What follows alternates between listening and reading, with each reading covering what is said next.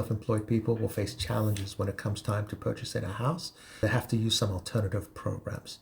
The two alternative programs that they use are a profit and loss, a P&L program, or a bank statement program. Both of them have some unique things about them, and both of them require substantially larger down payments. So you have to be ready for that when you're going to use one of these programs.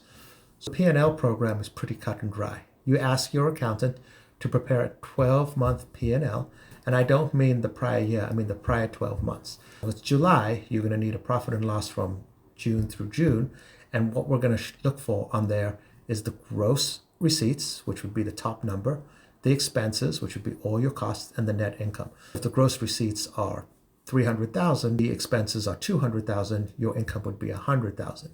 We would take that, divide it by 12, and we would use that for your monthly income. One thing you do have to note is if you say your gross receipts are 300,000, we're going to divide that by 12, and we're going to ask you for a bank statement to support deposits. It's pretty cut and dry qualifying, but in most cases when you do that, you're going to be putting 20% down.